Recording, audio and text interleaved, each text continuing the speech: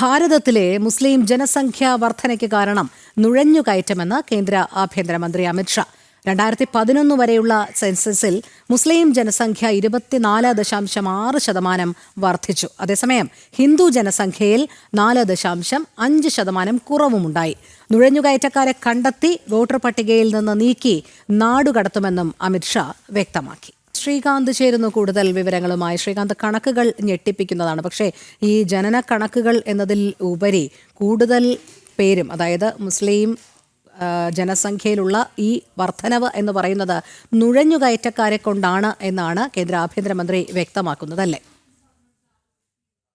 രോഹിണി, ഇന്ത്യയിലെ മുസ്ലിം ജനസംഖ്യയിലെ വർധനവിന് കാരണം ജനന നിരക്ക് അല്ല എന്നും അതിന് നുഴഞ്ഞുകയറ്റമാണ്, അനധികൃതമായി നുഴഞ്ഞുകയറുന്ന കുടിയേറുന്ന ആളുകൾ ആണ് എന്നുള്ളതാണ് കേന്ദ്ര ആഭ്യന്തരമന്ത്രി പറഞ്ഞത്.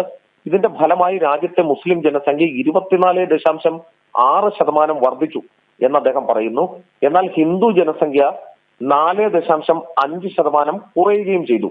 പാകിസ്ഥാനിൽ നിന്നും ബംഗ്ലാദേശിൽ നിന്നും ഇത്തരത്തിൽ അനധികൃത കുടിയേറ്റം നടക്കുന്നുണ്ട് എന്നാണ് അദ്ദേഹം ചൂണ്ടിക്കാണിക്കുന്നത്.